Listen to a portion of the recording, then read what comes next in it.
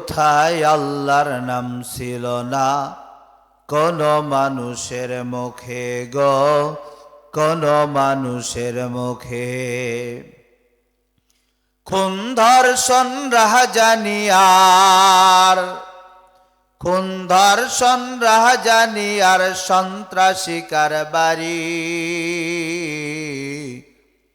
ভোগ্যপণ্য ছিল সেথায় সমাজের যত নারী। জীবিত কন্যা পুতিয়া রাখিত তাদের ঘরে অনেক, মায়েরা কিছু বলিতে পারিত না, কাঁদিত মায়ার জালে। এমন সময় বিশ্ব নবীজি, এমন সময় দিনের নবীজি এলেন ধরার বুকে। সব বেদনা ভুলিয়া মানুষ পড়িল কালিমা মুখে। লা ইলাহা ইল্লাল্লাহ জোরে,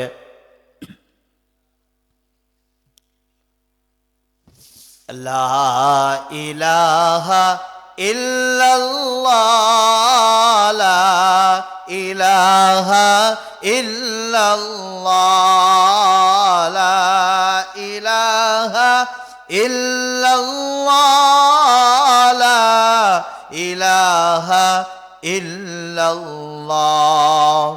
আল্লাহকে যারা ডাকিবে ভাবে, আল্লাহকে যারা ডাকিবে ভাবে, আল্লাহরই আপন তারাই হবে।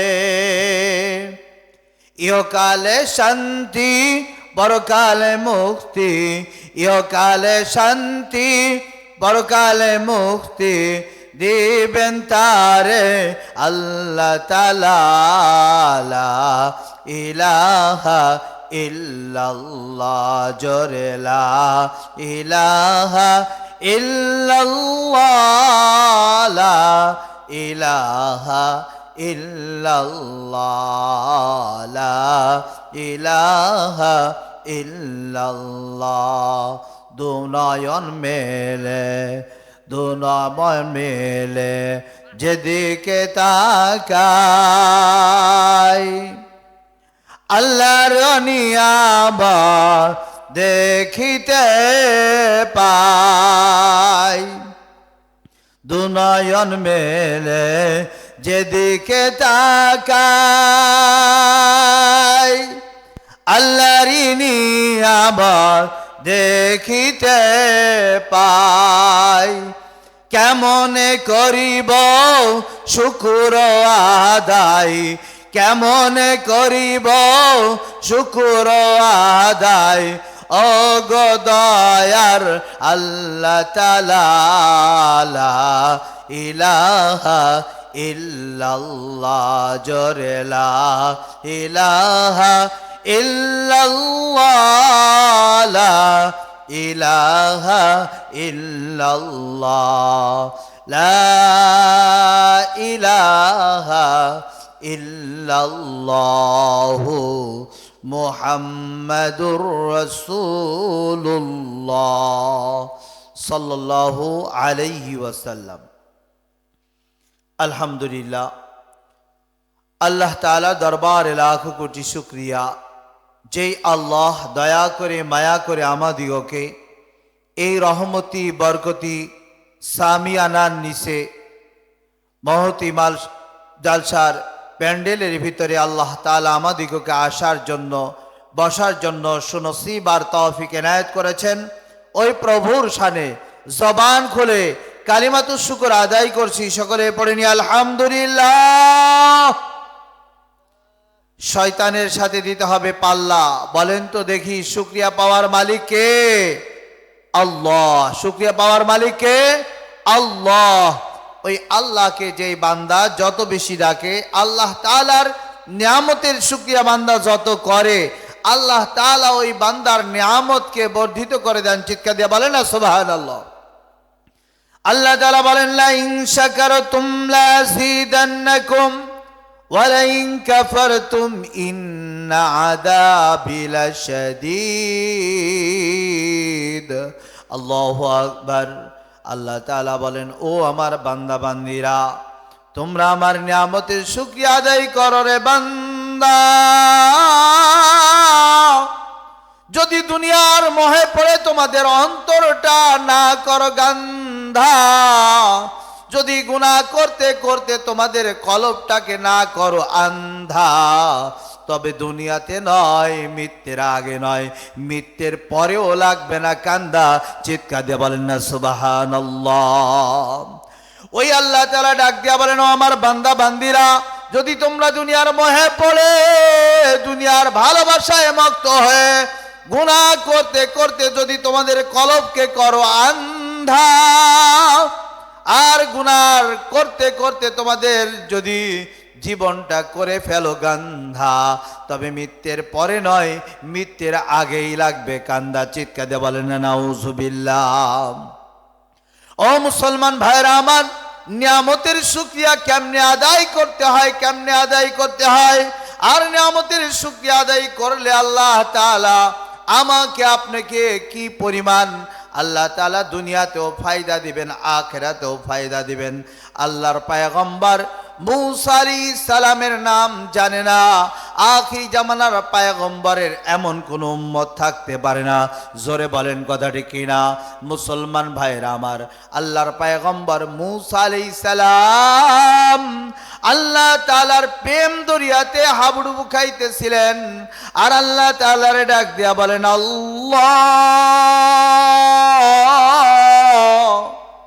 আল্লাহ তোমার কাছে দুইটা জিনিস আমার জানার ইচ্ছা, আল্লাহ তুমি কি রাগ করবা না? আল্লাহ তাআলা মূসা আলাইহিস সালাম রে কুদরতি জবান দিয়া ডাক দিয়া বললেন, আরে মূসা, দুনিয়াতে তো কতবার কত কথাই তুমি কত কথোপকথন আমার সাথে করলা, কোনো কথাই তো আমি রাগ করি নাই, তুমি তোমার প্রশ্নকে ওপেন করতে পারো। মূসা আলাইহিস সালাম আবারও বলেন, আল্লাহ আমার প্রশ্নটা একটু আমুখা, আল্লাহ তুমি কি রাগ করবা না? আল্লাহ তাআলা মূসা আলাইহিস সালাম রে ডাক দিয়া বলেন, ওরে মূসা, তুমি নির্ভয়ে, তুমি কোনো ভয় ছাড়া, কোনো সংকোচ ছাড়াই তুমি বলে ফেলতে পারো, তোমার প্রশ্ন তুমি করতে পারো।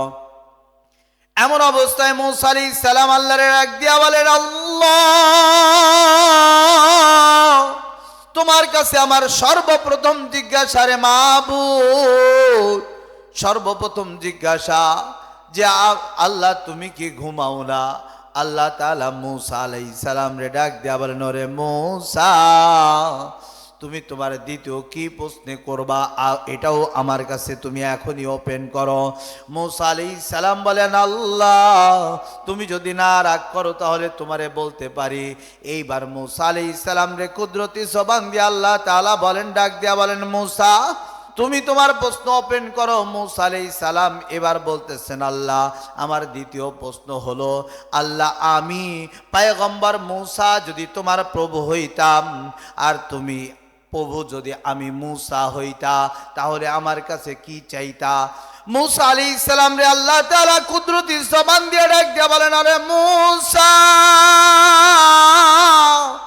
তুমি যদি তোমার প্রশ্নের জবাব নিতে চাও, তাহলে রাত্রি যখন গভীর হইয়া যাবে তখন তুমি কোহে তোরের ভিতরে পৌঁছে যাবে, তোর পাহাড়ে পৌঁছে যাবে, দুইটা হাতের ভিতরে দুইটা স্বচ্ছ গ্লাসের ভিতরে পানি ভরে রাখবা, আর এই স্বচ্ছ গ্লাসে পানি দিয়া আমার কুদরতি হাতখানা ধোয়াইয়া আমি যখন মূসা তোমারে ডাক দিব তখন তুমি তোমার ওই গ্লাসের পানি দিয়ে আমার কুদরতি হাত ধোয়াইয়া দিবা। এমন অবস্থায় আমি তোমারে ডাক দেওয়ার পরে তোমার প্রশ্নের জবাব দিব। চিৎকার দিয়া বলেন আল্লাহু আকবার। ও মুসলমান ভাইরা আমার, মূসা আলাইহিস সালাম তুর পাহাড়ে চলে গেছেন। এক পা দুই পা করতে করতে যখন তুর পাহাড়ে চলে গেলেন, মূসা আলাইহিস সালাম তুর পাহাড়ে যাওয়ার পরে মূসা আলাইহিস সালাম রাত্রির গভীর হওয়ার অপেক্ষা করতেছিলেন। মূসা আলাইহিস সালাম যখন রাত্রি গভীরের অপেক্ষা করেন, আল্লাহ তাআলা জিবরাইল আলাইহিস সালাম রে ডাক দেয়া বলে, ওরে জিবরাইল, যাও যাও যাও, ওই পাগলের চোখের ভিতরে রহমতের ঘুম স্প্রে করে দে। ওই আমার পাগল আমার দেখার জন্য কতবার চেষ্টা করেছে, আজকে যখন আমি আল্লাহ তারে বলছি আমার কুদরতি হাত ধোয়া দিবা, আমার পাগল ওই হাত ধরার আশায়, হাত ধোয়ানোর আশায় বসে আছে। ও জিবরাইল, যাও যাও, গিয়া আমার ওই পয়গম্বরের চোখের ভিতরে কুদরতি ঘুম স্প্রে করে দাও। কিতাবের মধ্যে লেখা হয় মূসা আলাইহিস সালামের চোখের ভিতরে ঝিমানি এসে গেছে। মূসা আলাইহিস সালাম এরকম ভাবে ঢুলতেছিলেন, ঢোলার সাথে সাথে দুইটা গ্লাস আস্তে আস্তে আস্তে আস্তে করে আস্তে দুইটা গ্লাস যখন আস্তে করে টক্কর লাগে, জমিনের ভিতরে পড়ার সাথে সাথে ভেঙ্গে চুরমার হয়ে যায়। মূসা আলাইহিস সালাম রে এমন অবস্থায় আল্লাহ তাআলা ডাক দিয়া বলে, মূসা কই তোমার গ্লাসের পানি কই? মূসা আলাইহিস সালাম কিং করতে বিমূঢ় হয়ে গেছেন, চিন্তিত, কি উত্তর দিব। মুসলমান ভাইরা আমার, কিতাবের মধ্যে লেখা হয় মূসা আলাইহিস সালাম আল্লাহর ডাক দিয়া বলেন, আল্লাহ আমার চোখে ঝিমানি আসার কারণে আমার দুইটা হাতের গ্লাস টাক্কর লেগে দুইটা হাতের গ্লাস জমিনে পড়ে পানিগুলো পড়ে গেছে, গ্লাস ভেঙ্গে খান হয়ে গেছে। মুসলমান ভাইরা আমার, কিতাবের মধ্যে লেখা হয় আল্লাহ তাআলা মূসা আলাইহিস সালাম রে ডাক দিয়া বলেন, ওরে মূসা,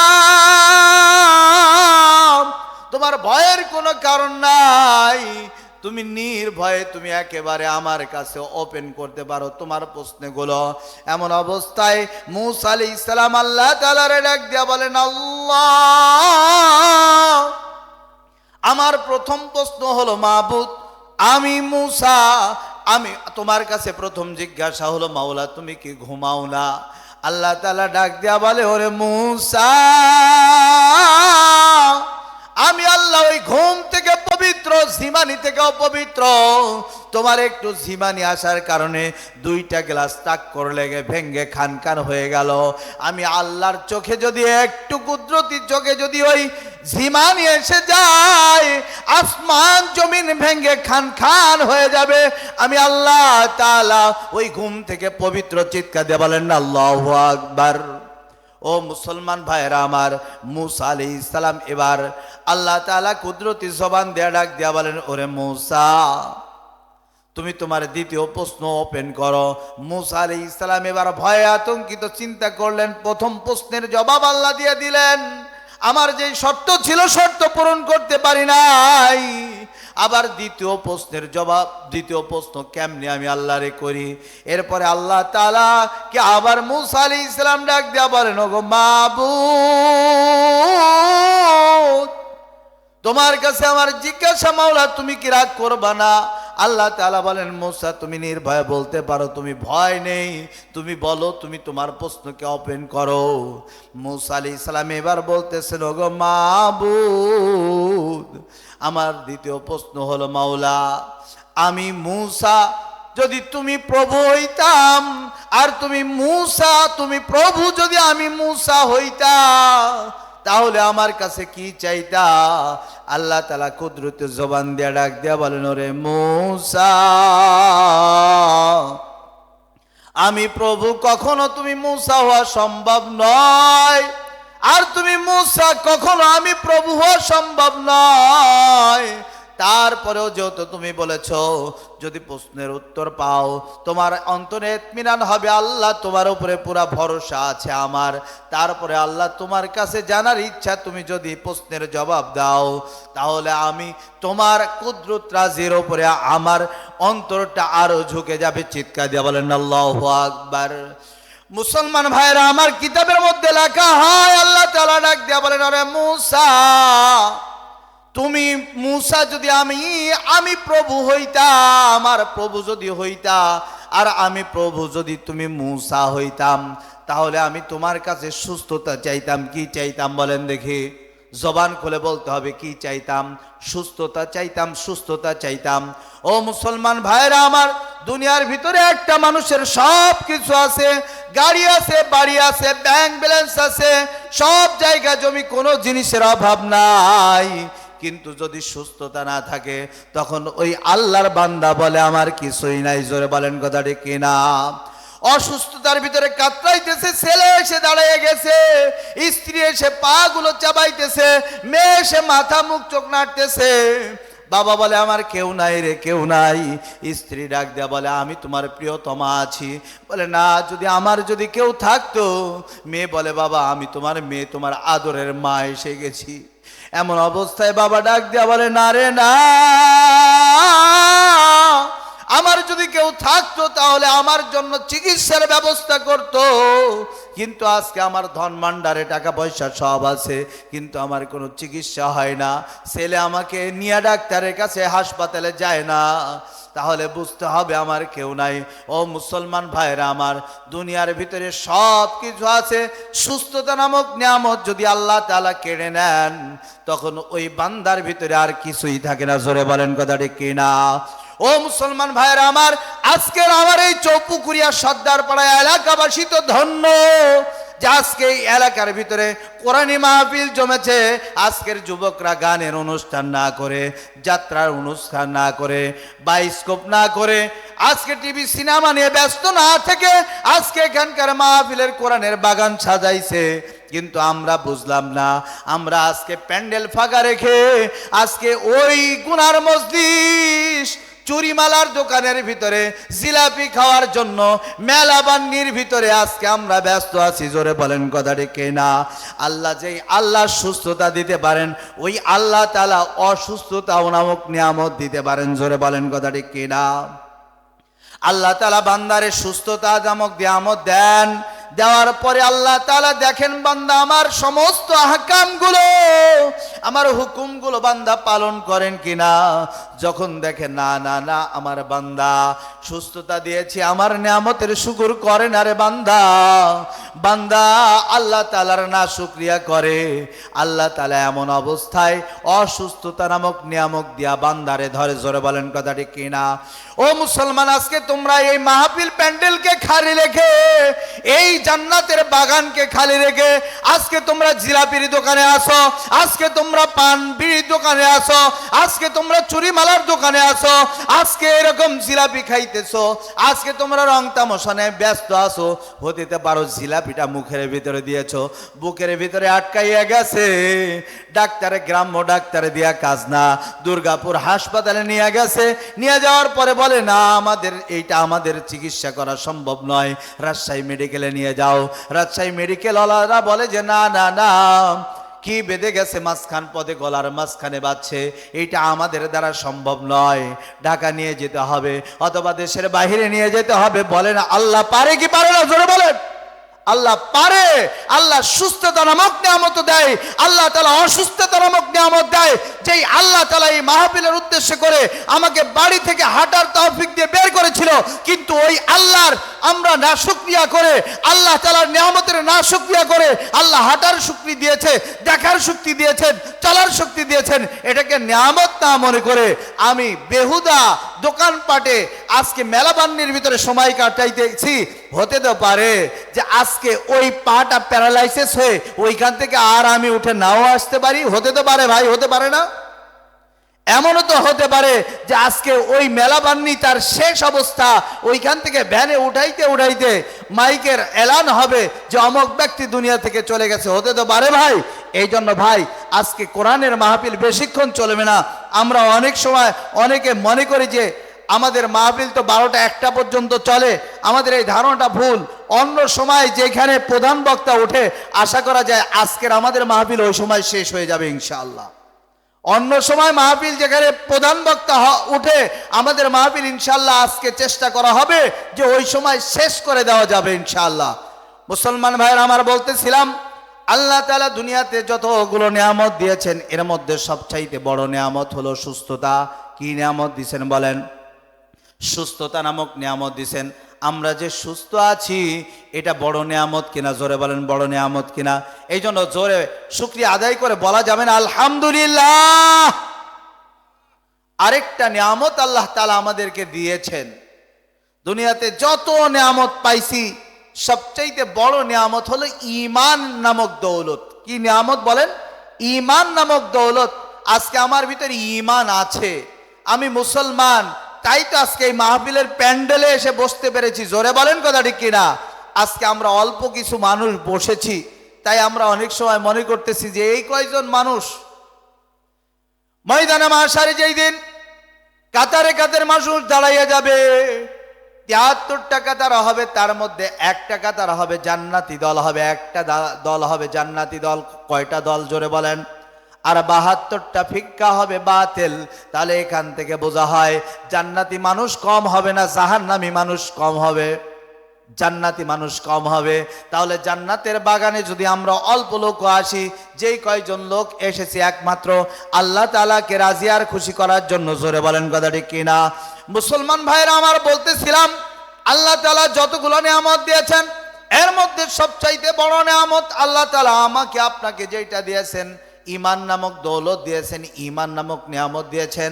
এই ঈমানটা যদি আমার ঈমানে কামেল না হয়, ঈমান যার ঈমানটা ঈমানে কামেল না হয়, ওই ঈমান দিয়ে মসজিদে আসা সম্ভব হয় না, ওই ঈমান দিয়ে মাহফিলে যাওয়া সম্ভব হয় না, ওই ঈমান দিয়ে উলামায়ে কেরামকে ভালোবাসা সম্ভব হয় না, ওই ঈমান দিয়ে বক্তার ওয়াজ শোনা সম্ভব হয় না, ওই ঈমান দিয়ে মসজিদে যাওয়া সম্ভব হয় না, ওই ইলাম ও ঈমান দিয়ে উলামায়ে কেরামের মহাব্বত করা সম্ভব হয় না, ওই ঈমান দিয়ে কোরআনে আইনে দেশ চালানো সম্ভব হয় না। যে ঈমানটা ঈমানে কামেল না হয়, ও মুসলমান ভাইরা আমার, ঈমানে কামেল হতে হবে, ঈমানে কামেল। যে কারণে আল্লাহ তাআলা কালামে হাকিমের ভিতরে ডাক দিলেন, আল্লাহ তাআলা ডাক দিয়া বলেন, ইয়া আইয়ুহান নাস কুলু লা ইলাহা ইল্লাল্লাহ তুফলিহুন। আল্লাহু আকবার।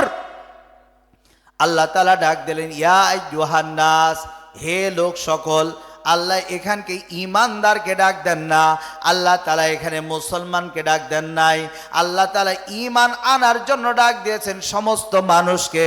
আল্লাহ তাআলা বৌদ্ধকে ডাক দিয়েছেন, আল্লাহ তাআলা সারালকে ডাক দিয়েছেন, আল্লাহ তাআলা হিন্দুকে ডাক দিয়েছেন, আল্লাহ তাআলা অন্য সমস্ত জাতিকে ডাক দিয়া কি দাওয়াত দিলেন? আল্লাহ নিজেই দাওয়াত দিতেছেন, ইয়া আইয়ুহান নাস।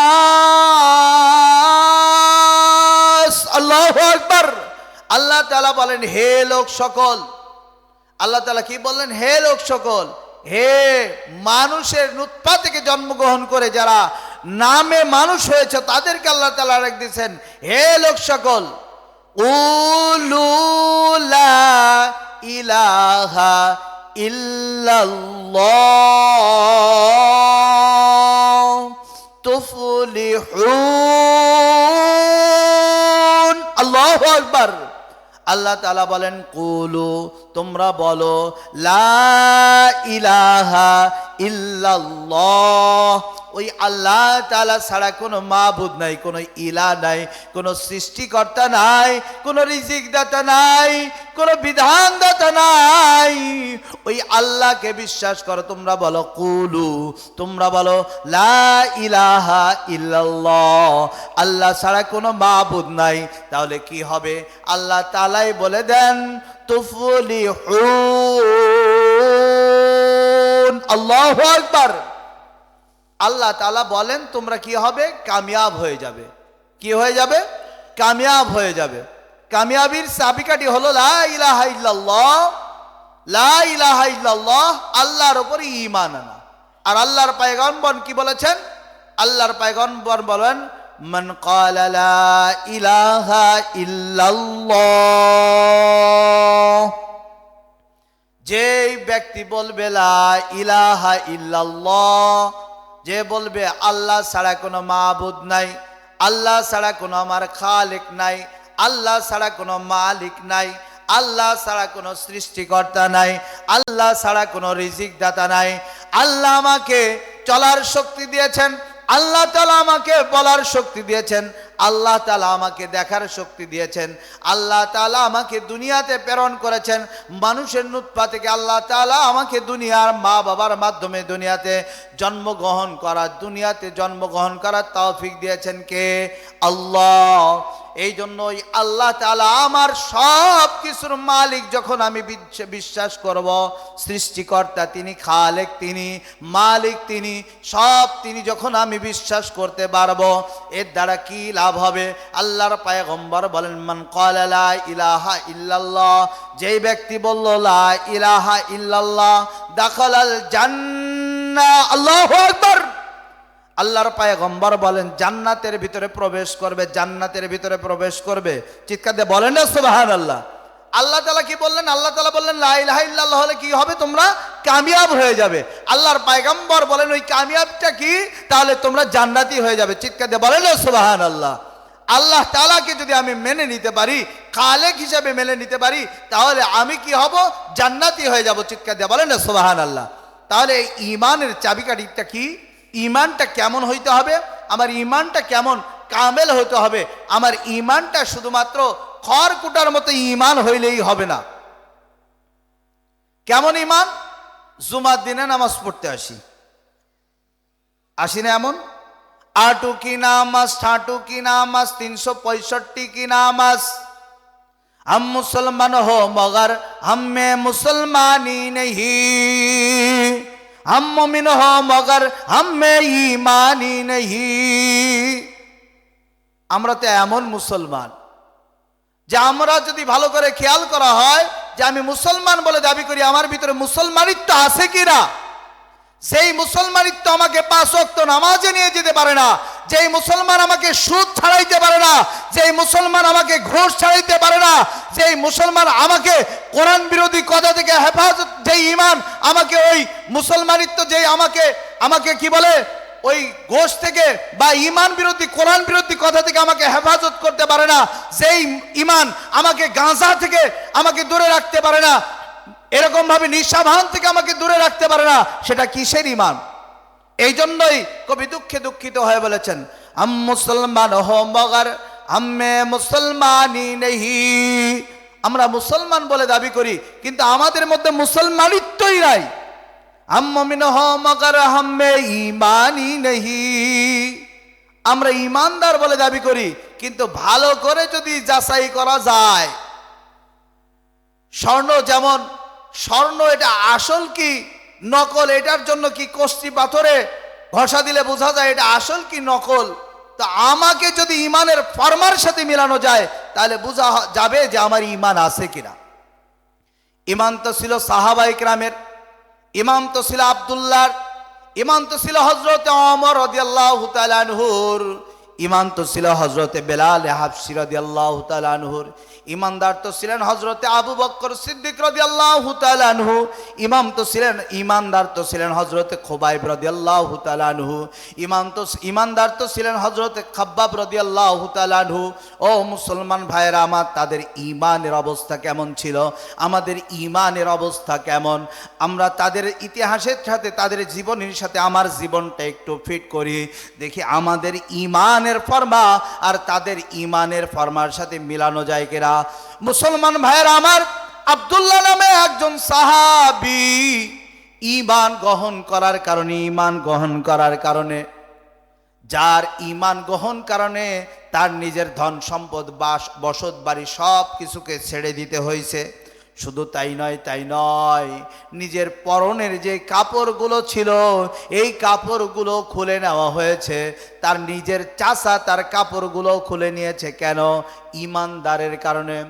মুসলমান ভাইয়েরা আমার, কিতাবের মধ্যে লেখা হয় শুধুমাত্র এই অগ্রহণ মাসের শীতকে আমরা অনেকে কম্বলের ভিতরে জড়িয়ে আসি, অনেকে ল্যাপের ভিতরে জড়িয়ে আসি যুবকরা, কিন্তু টাচ ফোন নিয়ে যখন বসে বসে ঘরের বারান্দায় রাস্তাঘাটে বিভিন্ন জায়গায় রাত্রি 12টা 1টায় টাচ ফোন চালাই, তখন আর ঠান্ডা লাগে না। জোরে বলেন কথা ঠিক কিনা? কিন্তু মাহফিলের সময় ঠান্ডা ছাড়ে না, বলে যে এত ঠান্ডা যাওয়া যায় না। জোরে বলেন কথা ঠিক কিনা? তাই তো তারা মাহফিলে আসে না। বুঝতে হবে তারা কপাল পোড়া। মুসলমান ভাইয়েরা আমার, আল্লাহর পয়গম্বরের সাহাবী আব্দুল্লাহ তীব্র শীতের ভিতরে আল্লাহ রাসূল সাল্লাল্লাহু আলাইহি ওয়াসাল্লামের গভীর রাত্রিতে হুজরার সামনে গিয়ে দাঁড়িয়ে গেছেন। আল্লাহ রাসূল সাল্লাল্লাহু আলাইহি ওয়াসাল্লাম তাহাজ্জুদের মুহূর্তে আল্লাহর পয়গম্বর মুহাম্মদ রাসূল সাল্লাল্লাহু আলাইহি ওয়াসাল্লাম হুজরা থেকে বের হয়েছেন। এমন অবস্থায় আব্দুল্লাহ নামক সাহাবী চিন্তা করলেন, আল্লাহ রাসূল সাল্লাল্লাহু আলাইহি ওয়াসাল্লাম কাজায়ে হাজতের জন্য যাবেন, ইস্তেনজার জন্য যাবেন, টয়লেটের কাজে যাবেন। আল্লাহর পয়গম্বরকে এখন সালাম দিয়ে আমাকে আল্লাহর পয়গম্বরকে বিরক্ত করা যাবে না। আল্লাহর পয়গম্বরের সাহাবী একটু আড়ালে দাঁড়িয়েছিলেন। আল্লাহর পয়গম্বর মুহাম্মদ রাসূল সাল্লাল্লাহু আলাইহি ওয়াসাল্লাম কাজায়ে হাজত যখন শেষ করে ওযু মিসাক করে ওযু করলেন, ঘরের দিকে প্রত্যাবর্তন করবেন, ওঠার মুহূর্তে আব্দুল্লাহ নামক সাহাবী সালাম দিয়া বলেন, আসসালামু আলাইকুম ইয়া রাসূলুল্লাহ, আসসালামু আলাইকুম ইয়া হাবিবাল্লাহ। ও আল্লাহর পয়গম্বর, আল্লাহর পয়গম্বর সালাম পাওয়ার সাথে সাথে সালামের জবাব দিয়া বলেন, কে তুমি? কে এত গভীর রাত্রে আমারে সালাম দাও? এই গভীর রাত্রে তোমার কণ্ঠের ভিতরে কাঁপুনি ভাব কেন? সামনের দিকে আসো। আব্দুল্লাহ খালি গায়ে আল্লাহ রাসূলের সামনের দিকে আসলেন। আল্লাহর পয়গম্বর জিজ্ঞাসা করলেন, কে তুমি? কে? আল্লাহর পয়গম্বরের সাহাবী আল্লাহর পয়গম্বরকে বলেন, ইয়া রাসূলুল্লাহ, ইয়া হাবিবাল্লাহ, আমি আপনার সাহাবী আব্দুল্লাহ। আল্লাহর পয়গম্বর বলেন, কোল আব্দুল্লাহ। আল্লাহর পয়গম্বরের সাহাবী বলেন, ইয়া রাসূলুল্লাহ, ইয়া হাবিবাল্লাহ, আমি তো ইয়া আব্দুল্লাহ যার ইসলামের পূর্বে নাম ছিল আব্দুল উজ্জা। ইয়া রাসূলুল্লাহ, আপনি আমার নাম রেখে দিয়েছেন মুসলমান হওয়ার পরে আব্দুল্লাহ। ইয়া রাসূলুল্লাহ, আমি তো সেই আব্দুল্লাহ। আল্লাহর পয়গম্বর বলেন, আল্লাহর পয়গম্বর আব্দুল্লাহকে নিজের চাদরের সাথে জড়ায় নিয়ে বললেন, আব্দুল্লাহ, তোমার এমন অবস্থা কেন রে আব্দুল্লাহ? তোমার তো এমন অবস্থা হওয়ার কথা ছিল না রে আব্দুল্লাহ। আব্দুল্লাহর বাবার তো এত ধন সম্পদ ছিল, এত ধন সম্পদ, সকাল থেকে সন্ধ্যা পর্যন্ত যদি এরকম সকাল থেকে সন্ধ্যা পর্যন্ত যদি ঘন্টায় ঘন্টায় কাপড় চেঞ্জ করে, ড্রেস চেঞ্জ করে, তার কাপড়ের অভাব হওয়ার কথা না। কিন্তু শরীরের মধ্যে কোনো কাপড় নেই, জামা কাপড় নেই কেন রে আব্দুল্লাহ?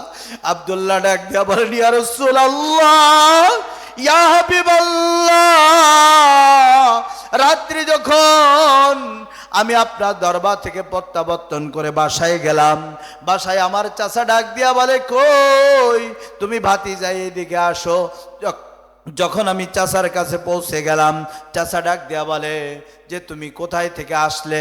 আমি বললাম, চাচা গো, আমি আল্লাহর পয়গম্বরের দরবার থেকে এসেছি। এমন অবস্থায় আল্লাহর পয়গম্বরের দরবার থেকে আসছি এই কথা জানার কারণে পরে আমার চাচা বলে, তুমি আমার শর্তে দেখো কোন শর্তে রাজি তুমি। হয় মুহাম্মদের দরবার ছাড়তে হবে, না হয় আমার বাড়ি ছেড়ে চলে যেতে হবে। এমন অবস্থায় আব্দুল্লাহ বলি, ইয়া রাসূলুল্লাহ, ইয়া হাবিবাল্লাহ, আমার চাচা যখন শর্ত দিল, হয় আপনার দরবার ছাড়তে হবে, না হয় আমার চাচার বাপ দাদার ভিটাকে ছেড়ে দিয়ে চলে আসতে হবে। ইয়া রাসূলুল্লাহ, ইয়া হাবিবাল্লাহ, আমি চাচার শর্ত মতো নিজের বাড়ি ঘর ছেড়ে দিয়ে বের হইতেছিলাম। আমার চাচা ডাক দিয়া বলেন, কই যাও? আমি বললাম, ইয়া রাসূলুল্লাহ, ইয়া হাবিবাল্লাহ, আমি আমার চাচারে ডাক দিয়া বলি, চাচা গো, আপনিই তো কিছুক্ষণ পূর্বে বললেন হয় আমার বাড়িঘর ছেড়ে দিতে হবে, না হয় মুহাম্মদের দরবার ছেড়ে দিতে হবে। বাড়িঘর আমার জীবন সব কিছু ছেড়ে দিতে পারবো, কিন্তু আমি মুহাম্মদের দরবার ছেড়ে দিতে পারবো না। আমি ওই মুহাম্মদের দরবারে যাইতেছি। ইয়া রাসূলুল্লাহ, ইয়া হাবিবাল্লাহ, এই কথা বলে যখন আমি বের হব, এমন অবস্থায় চাচা আমারে ডাক দেয়া বলতেছে, ভাতিজা, এমন ভাবে গেলে হবে না। তুমি যে চলে যাইতো সেই কাগজের ভিতরে সিগনেচার দিয়া যাও যে আমি সমস্ত সয় সম্পত্তি বাড়িঘর যা কিছু আছে সব আমার চাচার নামে দিয়ে থুয়ে চলে গেলাম। ইয়া রাসূলুল্লাহ, ইয়া হাবিবাল্লাহ, আমি আমার চাচার শর্ত মতো আমি সিগনেচার করে দলিলে, আমার চাচার দলিলে সব কিছু আমি দিয়ে দিলাম। এরপরে যখন বাইর হইতেছিলাম, আবার চলে আসতেছি, আমার চাচা ডাক দিয়া বলে, ও ভাতিজা তুমি কই যাও? এমন অবস্থায় আমি আমার চাচারে ডাক দিয়া বলতেছিলাম, ইয়া রাসূলুল্লাহ, আমি আমার চাচারে ডাক দিয়া বলি যে আমি মুহাম্মদ সাল্লাল্লাহু আলাইহি ওয়াসাল্লামের দরবারে যাইতেছি। এমন অবস্থায় ডাক দিয়ে আমার চাচা বলে, ভাতিজা তোমার হয়তো স্মরণ নাই, তোমার শরীরের ভিতরে যে পোশাকটা আছে এই পোশাকটাও আমার টাকায় কেনা।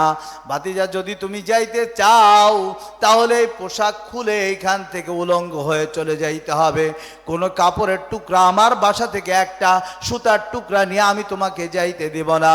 ইয়া রাসূলুল্লাহ, ইয়া হাবিবাল্লাহ, আমার চাচা এই কথা বলার সাথে সাথে আমার চোখটা আমি বন্ধ করলাম, বন্ধ করে হাসরের ময়দান তালাশ করতে শুরু করেছি। ইয়া রাসূলুল্লাহ, ইয়া হাবিবাল্লাহ, আমার মনে পড়ে গেল হাসরের ময়দানের সমস্ত মানুষকে উলঙ্গ অবস্থায় উঠতে হবে, কিন্তু কেউ কারো দিকে তাকানোর ক্ষমতা থাকবে না, মাথা যে উপর দিকে উঠবে আর নিচের দিকে নামবে না। ইয়া রাসূলুল্লাহ, আমি চিন্তা করে দেখলাম আজকে এই দুনিয়ার মহাব্বতে যদি জামা কাপড় না খুলি, আজকে যদি জামা কাপড় না ছেড়ে দেই, তাহলে হয়তো আমার ওই চাচার দরবারেই থাকতে হবে, আপনার দরবারে আসা হবে না। ইয়া রাসূলুল্লাহ, আমি চোখটা বন্ধ করে কাপড়গুলো খুলে দিলাম, দিয়ে ফেলে এসে আমার মায়ের দরজায় ডাক দিয়া বললাম, মা গো মা, কত কষ্ট না করেছো আমার জন্য, 10 মাস পর্যন্ত তুমি তোমার গর্ভে আমাকে রাখলা, কত সময় লাথি দিয়েছি, তুমি খাবার খাইতে পারো নাই, খাবারের প্লেটটা নিয়ে আসছিলা কিন্তু খাবার খাইতে পারো নাই মা, আমি পেটে লাথি দেওয়ার কারণে খাবারের প্লেটটা সাইডে ফেলে দিয়ে সাইডে রেখে আমার এই ব্যথা, লাথির ব্যথা সহ্য করার জন্য একটু দাঁড়িয়ে গেছো বা মা বসে গেছিলাম। কত কষ্ট দিছি মা, শীতের রাত্রে নিজে ভিজা কাপড়ে শুইয়া আমাকে তোমার কাপড়ের শুকনা কাপড় দিয়া জড়াইয়া শীতের রাত্রে জড়ায় রাখছো মা। আজকে মা তুমি হয়তো ঈমান আনো নাই, তোমার সন্তান আব্দুল্লাহ আজকে ঈমান আনলো, এই ঈমানের কারণে তোমার সাথে আমার সম্পর্কটা দূরে হয়ে গেছে, কিন্তু মা যদিও আমি ঈমান আনার কারণে তোমার থেকে দূরে সরে গেছি মা, তোমার মহব্বত কি আমার উপরে নাই রে ভাই? তুমি এই যুবক সন্তান আব্দুল্লাহ উলঙ্গ অবস্থায় তুমি কি মা পারবা তুমি তোমার সন্তানের লজ্জাস্থানের দিকে তাকাইতে? মা তুমি কি পারবা তোমার একটা সিরা কাপড়ের টুকরা দিতে, যেই কাপড়ের টুকরা দিয়ে আমি আমার লজ্জাস্থানটা ঢেকে নেব? নিয়ে গিয়ে আল্লাহ রসুলের দরবারে যদি আমি দাঁড়াই, আমার আর কোনো কষ্ট থাকবে না। চিৎকার দিয়ে বলেন আল্লাহু আকবার। ইয়া রাসূলুল্লাহ, ইয়া হাবিবাল্লাহ, আমার মা ছোট একটা কাপড়ের টুকরা আমাকে দিল, আর দেওয়ার পরে আমি এই টুকরা দিয়ে আমার লজ্জাস্থানটা ঢেকে আপনার পর্যন্ত পৌঁছে গেছি। ইয়া রাসূলুল্লাহ, ইয়া হাবিবাল্লাহ, আমি মায়ের কাছে ফিরে যাইতে চাই না, আমি আপনার কাছে থাকতে চাই। আল্লাহর পয়গম্বর রাত্রি গভীরে আল্লাহর পয়গম্বর সাহাবী আব্দুল্লাহকে বুকের সাথে জড়াইয়া আব্দুল্লাহরে ডাক দিয়া বলে, আব্দুল্লাহ এই রাত্রি গভীরে বলো তুমি আমার কাছে কি চাও, কি চাও? তুমি যেইটা চাও সেইটাই দেওয়া হবে। আল্লাহর পয়গম্বরের সাহাবী আব্দুল্লাহ চাইলে আল্লাহর পয়গম্বর থেকে ক্ষমতা চাইতে পারতেন, আল্লাহর পয়গম্বরের থেকে ঘর বাড়ি চাইতে পারতেন, আল্লাহর পয়গম্বরের কাছে জামা কাপড় চাইতে পারতেন। আব্দুল্লাহ কিছুই চাইলো না, কিছুই চাইলো না। আব্দুল্লাহ চাইলো, ইয়া রাসূলুল্লাহ, ইয়া হাবিবাল্লাহ, আপনার মুখে শুনেছি ইয়া রাসূলুল্লাহ দুনিয়ায় সবাই মৃত্যুবরণ করবে। কুকুরের মৃত্যু মৃত্যু, শুকুরের মৃত্যু মৃত্যু, গরু ছাগলের মৃত্যু মৃত্যু, ওট দুম্বার মৃত্যু মৃত্যু, মানুষের মৃত্যু মৃত্যু, ঈমান নিয়ে শহীদ মৃত্যু, এটা আল্লাহর কাছে সবচেয়ে দামি মৃত্যু। ইয়া রাসূলুল্লাহ, ইয়া হাবিবাল্লাহ, এই রাত্রি গভীর আল্লাহর কাছে হাতটা প্রসারিত করে আমি আব্দুল্লাহর জন্য দোয়া করেন, আল্লাহ আল্লাহ ইয়া রাসূলুল্লাহ, আল্লাহ তাআলা যেন আমাকে যেন শহীদ হিসাবে কবুল করে নেয়। চিৎকার দিয়ে বলেন না সুবহানাল্লাহ। ও মুসলমান ভাইরা আমার, কিতাবের মধ্যে লেখা হয় আব্দুল্লাহর জন্য আল্লাহ রাসূল সাল্লাল্লাহু আলাইহি ওয়াসাল্লাম দোয়া করলেন। আল্লাহ রাসূল সাল্লাল্লাহু আলাইহি ওয়াসাল্লামের পরিধানের পুরাতন 2 টুকরা কাপড় আব্দুল্লাহকে দেওয়া হলো। আব্দুল্লাহ খুশির সাথে আল্লাহর পয়গম্বরের ওই 2 টুকরা কাপড় পরিধান করলেন। লম্বা ঘটনা, এত লম্বা ঘটনা বলা সম্ভব নয় মুসলমান ভাইরা আমার। বলতেছিলাম আল্লাহর পয়গম্বরের যখন দোয়া চাইলেন, আল্লাহর পয়গম্বর সাহাবী আব্দুল্লাহর জন্য দোয়া করলেন, আল্লাহ এই রাত্রি গভীরে তোমার বান্দা আব্দুল্লাহ কিছু চায় না, তোমার কাছে শাহাদতের মর্যাদা চায়। আল্লাহ তুমি তোমার বান্দা আব্দুল্লাহরে শহীদ হিসাবে কবুল করে নাও। আল্লাহু আকবার। ও মুসলমান ভাইরা আমার, কিতাবের মধ্যে লেখা হয় আব্দুল্লাহ রাসূল সাল্লাল্লাহু আলাইহি ওয়াসাল্লামের সাথে খিমা এরকম ভাবে যুদ্ধের উদ্দেশ্যে তবুকের যুদ্ধে রওনা হয়েছেন, কিন্তু কারণবশত যখন যুদ্ধ আর হয় না, এমন অবস্থায় কিতাবের মধ্যে লেখা হয় রাস্তার ভিতরে খিমা করা হয়। আর এই খিমার ভিতরে আব্দুল্লাহর শরীরে জ্বর এসে যায়, ওই জ্বরের ভিতরে আব্দুল্লাহর মৃত্যু হয়। আল্লাহর পয়গম্বর আব্দুল্লাহকে কাফনের ব্যবস্থা করাইতে বললেন, কাফন পড়ানো হলো। আল্লাহর পয়গম্বর নিজে আব্দুল্লাহর জানাজা দিলেন। মুসলমান ভাইরা আমার, আল্লাহর পয়গম্বর আব্দুল্লাহর শুধুমাত্র জানাজা দেন নাই, আল্লাহর পয়গম্বর নিজে গিয়া আব্দুল্লাহর কবরের ভিতরে দাঁড়ায় গেছেন।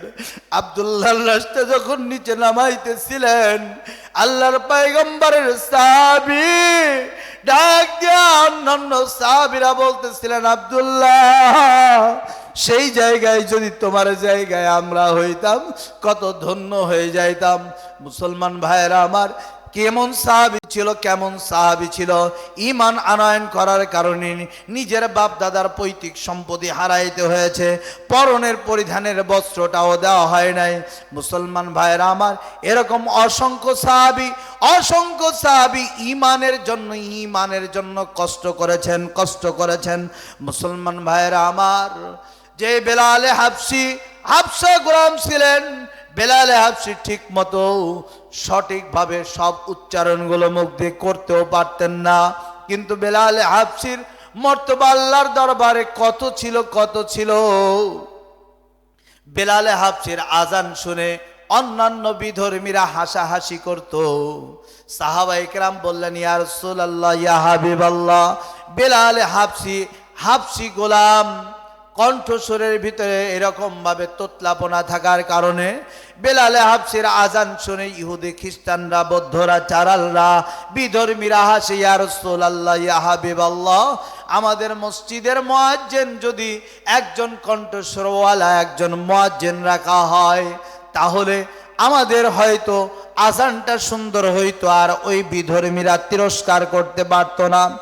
আল্লাহর পয়গম্বর মুহাম্মদ রাসূল সাল্লাল্লাহু আলাইহি ওয়াসাল্লাম ঈশার নামাজের পরে সাহাবীদেরকে একত্রিত করে নিয়ে বসে বললেন, ও সাহাবীরা, আমাদের মধ্যে এমন সাহাবী আছে কি যার কণ্ঠস্বর সুন্দর হবে, যার কণ্ঠস্বর ভালো হবে, আজানটা সুন্দরভাবে দিতে পারবে? সমস্ত সাহাবী বলেন, ইয়া রাসূলুল্লাহ, ইয়া হাবিবাল্লাহ, এমন একজন সাহাবী আছে, অন্ধ সাহাবী উম্মে মাকতুম রাদিয়াল্লাহু তাআলা আনহু, তিনার আজান খুব মায়াবী আজান, তিনি যদি আজান দেন মক্কার অলিগলিতে আজান পৌঁছে যাবে, মুমিনদের অন্তর শীতল হয়ে যাবে। চিৎকার দিয়ে বলেন আল্লাহু আকবার। আজানে মুমিনদের অন্তর শীতল হওয়ার কথা, আর আমাদের কিছু নাস্তিক আছে, মুরতাদ আছে, আজানের আওয়াজ শুনলে তারা এটা খারাপ মহিলাদের আওয়াজের সাথে এটা তাসবিহ দেয়। চিৎকার দিয়া বলবেন না নাউজুবিল্লাহ। আজানের আওয়াজ শুনলে তাদের কষ্ট হয়, আজানের আওয়াজ শুনলে তাদের টেলিভিশন বন্ধ রাখতে হয়, আজানের আওয়াজ শুনলে তাদের এরকম সিনেমা বন্ধ রাখতে হয়, এই জন্য তাদের কষ্ট হয়। তারা আজান শুনতে চায় না। যারা আজান শুনতে চায় না তাদের জানাজাও হবে না। জোরে বলেন কথা ঠিক কিনা? বেঈমানের জানাজা হতে পারে না। যারা আজানকে পছন্দ করে না তারা মুসলমান হইতে পারে না। জোরে বলেন কথা ঠিক কিনা? মুসলমান ভাইরা আমার, বলতেছিলাম উম্মে মাকতুম রাদিয়াল্লাহু তাআলা আনহাকে দায়িত্ব দেওয়া হলো মসজিদে নববীর ভিতরে আজান দিতেছেন। বেলাল হাবশির পরিবর্তে উম্মে মাকতুম রাদিয়াল্লাহু তাআলা আনহু ফজরের আজান দিয়েছেন। ফজরের আজান দিতেছেন বেলাল, কিন্তু বেলাল উম্মে মাকতুম রাদিয়াল্লাহু তাআলা আনহু আজান দিয়ে দিয়েছেন, ফজরের ওয়াক্ত হয় না, সুবে সাদেক হয় না। এমন অবস্থায় জিবরাইল আলাইহিস সালাম এসে আল্লাহর পয়গম্বর মুহাম্মদুর রাসূল সাল্লাল্লাহু আলাইহি ওয়াসাল্লামের দরবারে উপস্থিত হয়ে গেছেন। ডাক দিয়া বলেন, ইয়া রাসূলুল্লাহ, ইয়া হাবিবাল্লাহ, আজকে কি মসজিদের ভিতরে আজান হয় নাই? আল্লাহ রাসূল বলেন, আজকে তো সুরালি কণ্ঠে, সুন্দর কণ্ঠে আজান হয়েছে, কিন্তু আল্লাহর পয়গম্বর বলে সুরালি কণ্ঠে আজান হয়েছে। এরকম ভাবে জিবরাইল আলাইহিস সালাম বলেন, আপনার আজান সুন্দর কণ্ঠে আজান হইল মসজিদের ভিতরে, কিন্তু বেলাল হাবশি যখন আজান দেয় আল্লাহ তাআলার আরশে আজিমের স্তনগুলো থরথর করে কাঁপতে থাকে। আল্লাহ তাআলা ফেরেশতাদেরকে নিয়ে বেলাল হাবশির আজানের জবাব দিতে থাকে। চিৎকার দিয়ে বলেন আল্লাহু আকবার। আজানের জবাব দেন আল্লাহ তাআলা ফেরেশতাদেরকে নিয়ে। আর আজকে আমাদের কপাল পোড়ারা আছি, আজানের সময় বিড়ি খাই, আজানের সময় সিগারেট খাই, আজানের সময় টেলিভিশন দেখি, আজানের সময় মোবাইল চালাই, আজানের সময় নাচ গান নিয়ে ব্যস্ত থাকি। আজানের জবাব কোন শব্দে দিতে হয় এটাও জানি না। জোরে বলেন কথা ঠিক কিনা?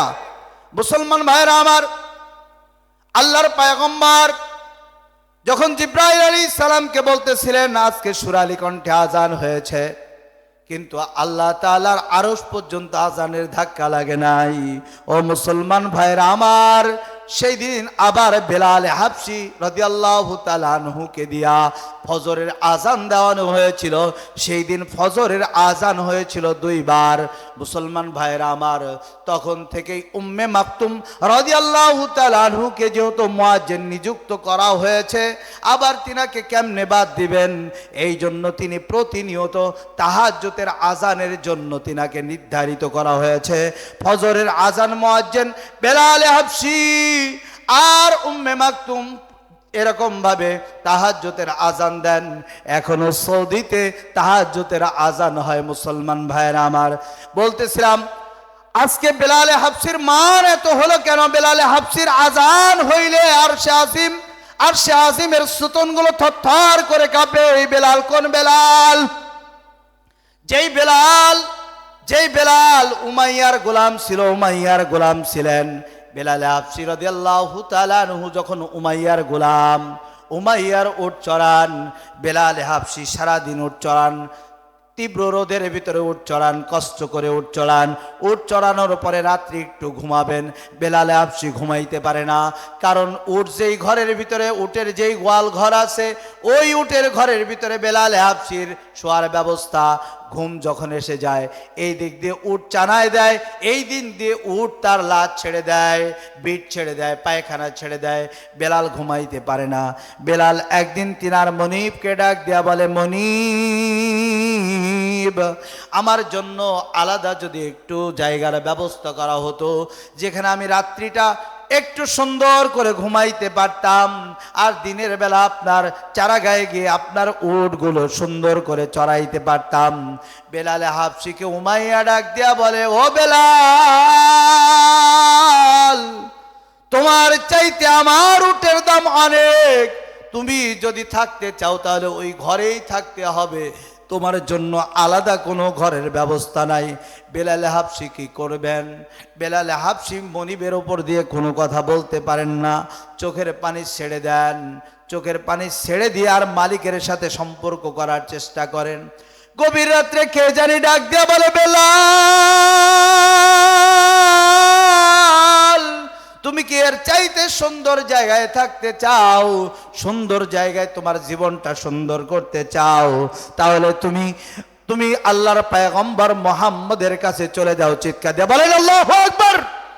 মুসলমান ভাইরা আমার, বেলাল হাবশী পরের দিন আস্তে আস্তে করে যখন পয়গম্বর মুহাম্মদ সাল্লাল্লাহু আলাইহি ওয়াসাল্লামের দরবারে পৌঁছে গেছেন, বেলাল হাবশী মুসলমান হয়ে গেলেন। উমাইয়ার বাড়ির তখনও তিনি চাকর ছিলেন।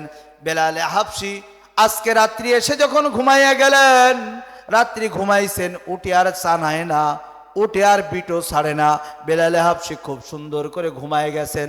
চিন্তা করে দেখতেছেন রাত্রি তখন গভীর থেকে গভীর। বেলাল হাবশী দেখেন উঠ চালায় না, উঠে বিটো ছাড়ে নাই, বেলাল হাবশী সুন্দর করে ঘুমায়। বেলাল হাবশী বলেন, আমি তো ওই প্রভুর সন্ধান পেয়েছি যেই প্রভুর গোলাম হলো এই উটগুলো। চিৎকার দিয়ে বলেন আল্লাহু আকবার। বেলাল হাবশী চিন্তা করেন, এই গভীর রাত্রে আমার ঘুম ভেঙে গেল, এতদিন তো কোনোদিন এমন সুন্দর ঘুম ঘুমাইতে পারি নাই, তাহলে আমি ওই প্রভুর কুদরতি কদমে একটু সিজদা লাগাই। বেলাল হাবশী সিজদায় পড়ে আল্লাহরে ডাকেন আর চোখের পানি ছেড়ে দিয়ে বলেন, আল্লাহ, এই বেলাল তো ওই বেলালই আছি, ওই উমাইয়ার গোলামই আছি, কিন্তু এক সময় গত রাত্রে ঘুমাইলাম, গত রাত্রে উঠে চানাইয়া দিল, শরীর নষ্ট করে দিল, ইতে উটের বিটে পায়খানাতে শরীর নষ্ট হয়ে গেল। আর আল্লাহ আপনার সন্ধান পাইয়া আপনার পয়গম্বরের হাতে বায়াত গ্রহণ করে মুসলমান হইলাম, আর আজকে উট চানায় না। আল্লাহ তুমি আমার পিছনের গুনাহ খাতাগুলি মাফ করে দাও। এরকম ভাবে বেলাল সিজদায় সিজদায় সিজদায় সকাল 8টা বেজে যায়, 9টা বেজে যায়। বেলাল ঘর খোলে না, ঘরের দরজা খোলে না। উমাইয়ার এরকম ভাবে গোয়েন্দা বাহিনী গিয়া তালাশ করে, উমা এরকম ভাবে ঘরের চতুর্দিকে খুঁজে, কিন্তু বেলালকে ডাকে, বেলাল কোনো ডাকের সাড়া দেয় না। উমাইয়ার কাছে গোয়েন্দা বাহিনী গিয়া বলে যে, মনিব হে, আপনার বেলাল আজকে কি ঘুমাইছে না মারা গেছে? বেলাল তো আজকে উঠে না। উমাইয়া সহ গিয়ে ডাকে, কিন্তু বেলাল সিজদা থেকে মাথা উঠায় না। আল্লাহু আকবার। কিতাবের মধ্যে লেখা হয়, উমাইয়া রাগান্বিত হইয়া দরজা ভেঙে যখন ঘরের ভিতরে ঢুকেন, গিয়া দেখে বেলাল সিজদারত অবস্থায়। চিৎকার দিয়া বলেন না আল্লাহু আকবার। উমাইয়া ঘাড় ধরে বেলালকে সিজদা থেকে উঠাইয়া ডাক দিয়া বলে, বেলাল, তুমি কি ওই মুহাম্মদের প্রভুকে তুমি কি মেনে নিয়েছো? তুমি কি ওই পাগল মুহাম্মদের ধর্ম গ্রহণ করেছো? তুমি কি তোমার বাবা মা তোমার মনিবের মুখে কি চুনকালি লাগাইছো? বেলাল ডাক দিয়া বলে, হা মনিব, হা। যেই মনিবের গোলাম ছিলাম, একটা শোয়ার ব্যবস্থা, ঘরের ব্যবস্থা মনিব করতে পারে নাই, আর আজকে এমন মনিবের দরবারে সিজদা দিয়েছি, এমন মনিবের গোলাম হয়েছে, আজকে খুব সুন্দর করে ঘুমাইছি। আমি ওই মুহাম্মদের হাতে বায়াত গ্রহণ করে ইসলাম ধর্ম গ্রহণ করেছি। আল্লাহু আকবার বলেন। কিতাবের মধ্যে লেখা হয়, শুধুমাত্র এই কথা বলতে দেরি হয়েছে, বেলালকে প্রহরের উপরে প্রহর, প্রহরের উপরে প্রহর এত পিটানো হলো, শরীর রক্তাক্ত করা হয়েছে। বেলালের শরীর থেকে রক্ত ফিলকি দিয়ে বের হয়। তারপরেও পিটায় একবার, উমাইয়া পিটায় একবার, আবু জেহেল পিটায়, আমলারা পিটায়, পিটাইতেছে। ও মুসলমান, এই পিটন তো সেই পিটন যেটা সাহাবায়ে কেরামকে দেওয়া হয়েছিল, যেটা নবীদেরকে দেওয়া হয়েছে। এই জামানার মুসলমান, নামধারী মুসলমানরাও চোখে দেখেছে। এই জামানাও আলেম উলামাকে পিটন দেওয়া হয়েছে, আলেম উলামাকে ফাঁটির কাছে ঝোলানো হয়েছে, আলেম উলামাকে কষ্ট দেওয়া হয়েছে, আলেম উলামাকে মিথ্যা মামলা দিয়া জেলের ভিতরে জেলের ঘানি টানানো হয়েছে। জোরে বলেন কথা ঠিক কিনা? কারণ ঈমান থাকার কারণে আজকে ঈমান নামক দৌলত যখন অন্তরের ভিতরে ঢুকবে, তখন কষ্ট গ্রহণ করতেই হবে। কিছুটা দুনিয়ার কষ্ট হবে, কিন্তু আখিরাতে তার জন্য জান্নাত অনিবার্য। চিৎকার দিয়ে বলেন না সুবহানাল্লাহ। বেলাল হাবশীকে শুধুমাত্র তাই নয়, বেলাল হাবশীকে এমন ভাবে হাত বাঁধা হয়, পা বাঁধা হয়, এরকম ভাবে কঙ্করময় জমিনের ভিতরে বেলালে হাবশিকে ছেঁচড়ানো হয়, পিঠের চামড়াগুলো ছিঁড়ে যায়। বেলালে হাবশিকে তীব্র রোদের ভিতরে চিৎ করাইয়া শোয়াইয়া বুকের ভিতরে বড় পাথর চাপাইয়া দেওয়া হলো, হাত পা গুলো বেঁধে রাখা হয়েছে। বেলালে হাবশির শরীর থেকে চর্বিগুলো খসে খসে জমিনের ভিতরে, জমিন ভিজে যায়। বেলালে হাবশি আর যখন আল্লাহরে আল্লাহ বলে ডাকতে পারে না, বেলালে হাবশির মুখ দিয়ে আর আল্লাহ শব্দ আসে না, শুধু আহাদ, শুধু আহাদ, শুধু আহাদ, শুধু আহাদ শব্দ আসে। ও মুসলমান, দিলে কি ব্যথা লাগে না? ওই বেলাল যেই ঈমান গ্রহণ করেছে, আমি তুমি মুসলমান, ওই বেলাল যেই জান্নাতে যেতে চায়, আমিও তুমিও তো সেই জান্নাতে যেতে চাই। জোরে বলেন কথা ঠিক কিনা? ওই মুসলমান ভাইরা আমার, বেলালে হাবশি যখন রাস্তা দিয়ে যাওয়ার সময় আল্লাহর পয়গম্বর বেলালে হাবশির সাথে যখন দেখা হয়, বেলালে হাবশিরে সান্ত্বনা দেন। কিতাবের মধ্যে লেখা হয় হযরত আবু বকর সিদ্দিক রাদিয়াল্লাহু তাআলা আনহু বেলালে হাবশিকে উমাইয়া থেকে খরিদ করে নিয়ে আজাদ করে দেন। চিৎকার দিয়া বলেন না সুবহানাল্লাহ।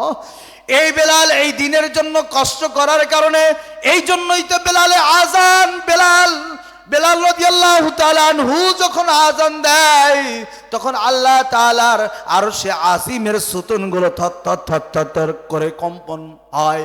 ও মুসলমান ভাইরা আমার, এখনো যখন ইমানদাররা আল্লাহু আকবার শব্দ করে, ইমানদাররা যখন লা ইলাহা ইল্লাল্লাহর শব্দ করে, ইমানদাররা যখন নারে তাকবীরের শব্দ করে, তখন বাতিলদের মসনদে লাগে। এই জন্য বলে মুসলমান বাচ্চাদেরকে আলহামদুলিল্লাহ মুখে বলানো যাবে না। মুসলমানদের বাচ্চা কেন বলবে সুবহানাল্লাহ, কেন বলবে আলহামদুলিল্লাহ? এমনও দিন আমাদের গিয়েছে, জোরে বলেন কথা ঠিক কিনা? মুসলমান ভাইয়েরা আমার, এই দিনের জন্য কোন সাহাবী কষ্ট কম করেছেন? কোন সাহাবী কষ্ট কম করেছেন? কিতাবের মধ্যে যেই হযরত আবু বকর সিদ্দিক রাদিয়াল্লাহু তাআলা আনহু, যেই আবু বকর হযরতে বেলালকে খরিদ করে নিয়ে, উমাইয়া থেকে খরিদ করে নিয়ে, যে আবু বকর রাদিয়াল্লাহু তাআলা আনহু বেলালে হাবশিকে আজাদ করে দিলেন, ওই আবু বকরের জীবনী তালাশ করে দেখেন। ওই আবু বকর সিদ্দিক রাদিয়াল্লাহু তাআলা আনহুর জীবনী তালাশ করে দেখেন আবু বকর সিদ্দিকের হালত কি ছিল। কিতাবের মধ্যে লেখা হয় হযরতে আবু বকর সিদ্দিক রাদিয়াল্লাহু তাআলা আনহু যখন মুসলমান হইলেন, রাসূল সাল্লাল্লাহু আলাইহি ওয়াসাল্লামের কাছে এসে বলেন, ইয়া রাসূলুল্লাহ, ইয়া হাবিবাল্লাহ, আমি তো মুসলমান হইলাম, আমি আবু বকরের কাজ কি? আল্লাহর পয়গম্বর বলেন, ও আবু বকর, আমি মুহাম্মদের যেই কাজ, তুমি আবু বকরের সেই কাজ। চিৎকার দিয়ে বলেন আল্লাহু আকবার। আবু বকর সিদ্দিক রাদিয়াল্লাহু তাআলা আনহু সকাল থেকে সন্ধ্যা পর্যন্ত মেহনত করে, একজন নয়, দুইজন নয়, দাওয়াত দিয়া কিতাবের মধ্যে লেখা হয় 6 থেকে 9 জন বিধর্মী কাফেরকে মুসলমান বানাইয়া আল্লাহর পয়গম্বরের দরবারে নিয়ে এসে উপস্থিত করছেন। আর বলেন, ইয়া রাসূলুল্লাহ, ইয়া হাবিবাল্লাহ, এটা হলো আমার সারা দিনের কামাই। আল্লাহু আকবার। সাহাবীদের অবস্থা ছিল, সাহাবায়ে কিরাম যদি একজন বিধর্মীকে মুসলমান বানাইতে পারতেন, তাহলে তারা বলতেন, এটা আমার কামাই, এটা আমার আখেরাতের পুঁজি। আর আমাদের মুসলমানরা মনে করি, একজন মুসলমানকে মসজিদ থেকে বাইর করে যদি তাসের আড্ডাখানায় নিয়ে যেতে পারি, যদি জুয়ার ভাড়িতে নিয়ে যেতে পারি, যদি অপকর্মের ভিতরে লাগাই দিতে পারি, তাহলে মনে করি আমার একজন সহপাঠী হয়ে গেছে। জোরে বলেন কথা ঠিক কিনা? এমন নামধারী মুসলমানও আছে না সমাজের ভিতরে? মসজিদে আসতেছে দাওয়াতি তবলিগের মাধ্যমে বা যেইভাবেই পূজা আসছে, এখন সে নামাজ পড়া শুরু করেছে। কয়, যাও দেখি কয়দিন নামাজ পড়ো, তোমার মতো এরকম আমিও বহুত নামাজ পড়ছি, পড়তে পড়তে আর আমি শয়তান হয়ে গেছি। ওটা বলে না, ওটা আমি বলতেছি। তার মানে এখন আর নামাজ পড়ি না। নামাজ পড়বে না কে? শয়তান। মুসলমান কোনোদিন নামাজ ছাড়া থাকতে পারে না। আর সে বলে যে যাও যাও দেখি কয়দিন তোমার নামাজ থাকে, আমিও এরকম নামাজ পড়ছি। এরকম অনেককে পাওয়া যায়, নামাজের দাওয়াত দিলে বলে, হুজুর বহুদিন নামাজ পড়ছি, যাব যাব। আল্লাহ তাআলা মাফ করুক, আমাদেরকে হেফাজত করুক। মুসলমান ভাইয়েরা আমার, বলতেছিলাম হযরতে আবু বকর সিদ্দিক রাদিয়াল্লাহু তাআলা আনহু মুসলমান হওয়ার পর আল্লাহর পয়গম্বর মুহাম্মদ রাসূল সাল্লাল্লাহু আলাইহি ওয়াসাল্লাম ইসলামের প্রারম্ভের দিকে সাহাবীদেরকে বলে দিতেন, ও আমার সাহাবীরা, তুমি যে ঈমান গ্রহণ করেছো এই ঈমানটা গোপন রাখবা, যেন এই ঈমান প্রকাশ করলে যে ওই কাফেরের স্টিমরোলার তোমার শরীরের উপরে এরকম ভাবে এসে যাবে, কাফেররা নির্যাতন করতে শুরু করবে। হযরতে আবু বকর সিদ্দিক রাদিয়াল্লাহু তাআলা আনহুকে আল্লাহর পয়গম্বর এই একই কথা বলেছেন। আল্লাহর পয়গম্বর হযরতে আবু বকর সিদ্দিক রাদিয়াল্লাহু তাআলা আনহুকে বলেন, আবু বকর, তুমি মুসলমান হয়েছো এই কথা প্রকাশ এখন করার দরকার নাই, ওপেন করার দরকার নাই। যদি এটা ওপেন করো তাহলে তোমার উপরে জুলুমের স্টিমরোলার এসে যাবে। বেলাল হযরতে আবু বকর সিদ্দিক রাদিয়াল্লাহু তাআলা আনহু চিন্তা করছেন হয়তো যে আল্লাহর পয়গম্বর আমার দিকে দয়াবশত হয়ে এই কথা বলেছেন। আবু বকর সিদ্দিক রাদিয়াল্লাহু তাআলা আনহু আতিমে কাবায় গিয়া উচ্চ আওয়াজে ডাক দিয়া বলেন, আশহাদু আল্লা ইলাহা ইল্লাল্লাহু ওয়া আশহাদু আন্না মুহাম্মাদান আবদুহু ওয়া রাসূলুহু। আল্লাহু আকবার। মুসলমান ভাইরা আমার, দ্বিতীয় কণ্ঠে হযরত আবু বকর যখন ঈমানের ঘোষণা দিয়েছেন, ঈমানের ঘোষণা দিতেই দেরি কাফেরদের চতুর্দিক থেকে এরকম জুলুমের স্টিমরোলার এসে হযরতে আবু বকরকে নিষ্পেষিত করতে দেরি হয় নাই। যে আবু বকর ছিলেন বনু তামিম গোত্রের একজন সম্মানিত উপরে ঝাঁপিয়ে পড়ে এখান থেকে আবু বকরকে উদ্ধার করে যখন নিজের ঘরে নিয়ে গেছেন, নিজের ঘরে নিয়ে যাওয়ার পরে বিদ্যা মাতা উম্মে খায়েরকে ডাক দিয়ে বলা হলো যে তোমার সন্তানকে সেবা সুস্থতা করো এবং খাওয়ানোর ব্যবস্থা করো। হযরতে আবু বকর সিদ্দিক রাদিয়াল্লাহু তাআলা আনহুর যখন একটু সেন্স হয়ে আসছেন, মানে একটু জ্ঞান ফিরে আসছে, একটু হুঁশ ফিরে আসছে, আবু বকর ডাক দিয়া বলেন যে আমি ততক্ষণ পর্যন্ত কোনো কিছু খাবো না যতক্ষণ পর্যন্ত আমার পয়গম্বরের কথা আমি না জানবো। চিৎকার দিয়ে বলেন আল্লাহু আকবার। মুসলমান ভাইরা আমার, বেলা হযরতে আবু বকর সিদ্দিক রাদিয়াল্লাহু তাআলা আনহু এই কথা বলতে তিনার কওমের যেই নেতা নেত্রীরা ছিলেন, নেতারা দূর করে ঘর থেকে তিরস্কার করে আবু বকরকে তিরস্কার করে বের হয়ে যাইতেছিল। আর উম্মে খায়েরকে বলতেছিলেন সেবা সুস্থতা করো, করার পরে তোমার সন্তানকে বুঝাও। আবু বকর রাদিয়াল্লাহু তাআলা আনহুকে উম্মে খায়ের মা, বৃদ্ধা মা বললেন, বাবা তুমি খাও, যদি তুমি না খাও তবে তুমি বাঁচতে পারবে না। হযরতে আবু বকর সিদ্দিক রাদিয়াল্লাহু তাআলা আনহু ডাক দিয়া বলেন, মা গো মা,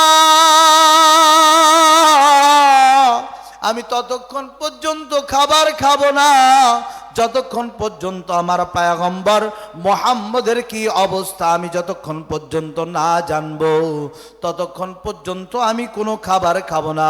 কিতাবের মধ্যে লেখা হয় হযরতে আবু বকর সিদ্দিক রাদিয়াল্লাহু তাআলা আনহুর মা কিংকর্তে বিমূঢ় হয়ে গেছেন, চিন্তিত আমি এখন কি করব। হযরতে আবু বকর বলেন, ওমরের বোন উম্মে জামিলের কাছে যাও, গিয়া জিজ্ঞাসা করো আমার পয়গম্বরের কি অবস্থা। বৃদ্ধা মাথা সন্তানকে বাঁচানোর তাগিদে উম্মে খায়ের চলে গেছেন। হযরতে ওমর রাদিয়াল্লাহু তাআলা আনহুর বোন উম্মে জামিলের কাছে পৌঁছে গেছেন। উম্মে জামিলের কাছে যখন পৌঁছে গেলেন, উম্মে জামিলের কাছে পৌঁছে যাওয়ার পরে উম্মে জামিলরে ডাক দিয়া উম্মে খায়ের বলেন, আমার সন্তান তোমার কাছে পাঠাইছে, আল্লাহর পয়গম্বর মুহাম্মদের কি অবস্থা। উম্মে জামিল একটু কৌশল করে বললেন, আমি আল্লাহর পয়গম্বর মুহাম্মদকে তো চিনি না, কারণ ঈমানের কথা গোপন রাখার কথা ছিল। কিতাবের মধ্যে লেখা হয় এমন অবস্থায় উম্মে জামিল বলতেছিলেন, হা মা, আপনার কথা শুনে আমি খুব ব্যথিত। আপনার সন্তানকে যদি দেখার জন্য আমাকে অনুমতি দেন, তাহলে গিয়ে আমি একটু দেখা করব। কিতাবের মধ্যে লেখা হয়, উম্মে জামিল কে উম্মে খায়ের বলতেছিলেন, হা মা, আমার সন্তান তোমার কথাই বলেছে, তুমি চলো। কিতাবের মধ্যে লেখা হয়, উম্মে জামিল যখন উম্মে খায়েরের সাথে গিয়ে পৌঁছে আবু বকর সিদ্দিক রাদিয়াল্লাহু তাআলা আনহুর কাছে পৌঁছে গেলেন। এমন অবস্থায় বলেন, আমি ততক্ষণ পর্যন্ত তিনাকে আল্লাহর পয়গম্বরের সাহাবী আবু বকরকে সান্ত্বনা দেওয়া হলো, আল্লাহর পয়গম্বর ভালো আছেন, তিনার কোনো সমস্যা নেই, তিনি নিরাপদ অবস্থায় আছেন।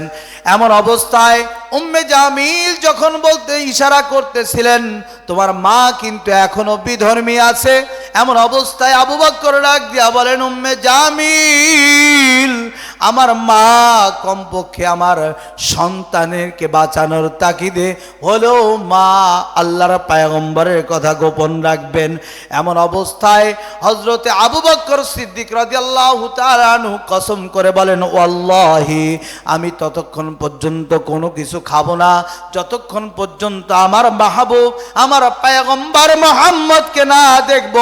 ও মুসলমান ভাইয়ের আমার, এমন অবস্থায় উম্মে জামিল এবং বৃদ্ধ মা কিংকর্তে বিমূঢ় হয়ে আছেন। চিন্তা করেন যে কেমন করে আল্লাহর পয়গম্বরের কাছে নিয়ে যাব। উম্মে জামিল বলেন, ভাই আবু বকর, যখন রাত্রি গভীর হয়ে যাবে, মানুষ হাঁটা চলা বন্ধ করে দিবে, এমন অবস্থায় আমরা নিয়া তোমাকে আল্লাহর পয়গম্বরের দরবারে নিয়ে যাব। কিতাবের মধ্যে লেখা হয়, রাত্রি যখন গভীর হতে চলল, এমন অবস্থায় হযরতে আবু বকর হাঁটতে পারে না, হাঁটতে পারে না। বৃদ্ধা মা এক পাশে, উম্মে জামিল আরেক পাশে চেহারা দিয়া আবু বকর সিদ্দিক রাদিয়াল্লাহু তাআলা আনহু এক পা দুই পা করে টেনে শেষরাইয়া গিয়া যখন রাত্রি গভীর আল্লাহর পয়গম্বরের দরবারে পৌঁছে গেলেন, সালাম দিলেন, ইয়া রাসূলুল্লাহ, ইয়া হাবিবাল্লাহ। আল্লাহর পয়গম্বর হমরিকে হযরত আবু বকরকে বুকের সাথে জড়াইয়া ধরেন আর বলেন, আবু বকর, আল্লাহ তাআলা তোমার জন্য জাহান্নামকে হারাম করে দিয়েছেন, আর আল্লাহ তাআলা তোমার জন্য জান্নাতকে ওয়াজিব করে দিয়েছেন। আবু বকর তাও খুশি হন নাই। আবু বকর বলেন, ইয়া রাসূলুল্লাহ, ইয়া হাবিবাল্লাহ, আপনি আমার মায়ের জন্য দোয়া করেন, আমার মাকে ঈমানের দাওয়াত দেন। আমি জান্নাতি হইছি এই সংবাদ শুনে যতটুকু খুশি না হয়েছি, আমার মা যদি মুসলমান হয় এর চাইতে বেশি খুশি হব। চিৎকার দিয়ে বলেন না সুবহানাল্লাহ। কিতাবের মধ্যে লেখা হয়, আল্লাহর পয়গম্বর মুহাম্মদ রাসূল সাল্লাল্লাহু আলাইহি ওয়াসাল্লাম উম্মে খায়েরের জন্য বৃদ্ধা মাতা আল্লাহর পয়গম্বরের সাহাবী আবু বকরের মায়ের জন্য দোয়া করলেন এবং ইসলামের সুশীতল বাণীর কথাগুলো শোনাইলেন। উম্মে খায়ের মুসলমান হয়ে গেল। এমন অবস্থায় কিতাবের মধ্যে লেখা হয়, 39-এর কোঠায় ছিল মুসলমান। উম্মে খায়ের আবু বকরের মা মুসলমান হওয়ার সাথে সাথে মুসলমানের সংখ্যা 40-এ গিয়ে পৌঁছেছে। চিৎকার দিয়ে বলেন না সুবহানাল্লাহ। ও মুসলমান ভাইরা আমার, দিলে কি ব্যথা লাগে না? সাহাবায়ে কেরাম এই দ্বীনের জন্য কত কষ্ট করেছেন, কত কষ্ট করেছেন। আজকে আমরা এই ঈমানকে সস্তায় পাওয়ার কারণে আমরা ঈমানটাকে বস্তায় জড়ায় রেখে দিয়েছি, ঈমানকে কদর করি না। জোরে বলেন কথা ঠিক কিনা? ও মুসলমান ভাইরা আমার, এই ঈমান আল্লাহর পয়গম্বর বলেন, কার জন্য? মান ক্বালা লা ইলাহা ইল্লাল্লাহ দাখালাল জান্নাহ। কোন ব্যক্তির জন্য? যেই ব্যক্তি বলবে লা ইলাহা ইল্লাল্লাহ, যেই ব্যক্তি আল্লাহ ছাড়া কোনো মাবুদ নাই স্বীকার করবে, সেই ব্যক্তির জন্য আল্লাহ জান্নাতকে ওয়াজিব করে দিবেন, জাহান্নামকে হারাম করে দিবেন। মুসলমান ভাইরা আমার, ছোট্ট একটা ঘটনা বলে আমি আমার বয়ান ইতি টানবো। মুসলমান ভাইরা আমার, এই কালিমা কেমন করে, এই ঈমান কেমন করে পিছনের গুনাহগুলো জ্বালাইয়া দেয়, পোড়াইয়া দেয়, ভস্ম করে দেয়। আমরা অনেকে দেহাতুল কলব নামক সাহাবীর কথা শুনেছি। মুসলমান ভাইরা আমার, মুসলমান ভাইরা আমার, কত হৃদয় বিদারক ঘটনা। ইসলামের প্রারম্ভের যুগে কি অশ্লীলতা ছিল। মেয়ে সন্তান জন্মগ্রহণ করলে, নারী কন্যা যদি জন্মগ্রহণ করত, এটা বাবারা দোষণীয় মনে করত। জোরে বলেন কথা ঠিক কিনা? ও মুসলমান ভাইরা আমার, এই সমাজেও যদি একটার উপরে দুইটা যদি মেয়ে কন্যা হয় তাহলে আমাদের অন্তরে লাগে ভয়। জোরে বলেন কথা ঠিক কিনা? কিন্তু আল্লাহর পয়গম্বর বলেন যে এরকম মেয়েকে দিন শিক্ষা দিল, উপযুক্ত বয়সে উপযুক্ত স্বামীর হাতে উঠাইয়া দিল, আল্লাহ তাআলা আল্লাহর পয়গম্বর বলেন তার হাসর নাসর আমি মুহাম্মদের সাথে হবে। চিৎকার দিয়ে বলেন না সুবহানাল্লাহ। একটা কন্যা হইলে একটা জান্নাত, দুইটা কন্যা হইলে দুইটা জান্নাত। সাহাবায়ে কেরাম বললেন ইয়া রাসূলুল্লাহ যদি তিনটা কন্যা হয়? আল্লাহর পয়গম্বর বললেন তার জন্য তিনটা জান্নাত। চিৎকার দিয়ে বলেন না সুবহানাল্লাহ। মুসলমান ভাইয়েরা আমার, দাইহাতুল কলব তখনও মুসলমান হন নাই, এমন অবস্থায় বাণিজ্য যাবেন, বিবির গর্ভের ভিতরে বাচ্চা আছে, এমন অবস্থায় বিবিরে ওসিয়ত করে যাইতেছে, বিবিরে যদি আমার সন্তানটা যদি পুরুষ ছেলে হয় তাহলে তাকে জীবিত রাখবে, সসম্মানে লালিত পালিত করবে। কিন্তু যদি মেয়ে সন্তান হয় তাহলে তাদের দেখেন কত ছিল ভয়, তারা জীবিত কন্যাকে পুঁতে রাখতো।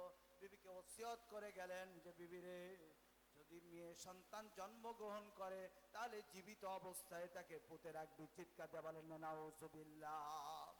ও মুসলমান ভাইরা আমার, আল্লাহর পয়গম্বরের সাহাবী দাইহাতুল কলব যখন মুসলমান হইলেন, মুসলমান হওয়ার পর আল্লাহর পয়গম্বর মুহাম্মদ রাসূল সাল্লাল্লাহু আলাইহি ওয়াসাল্লামের দরবারে এসে কাঁদেন, ইয়া রাসূলুল্লাহ, ইয়া হাবিবাল্লাহ,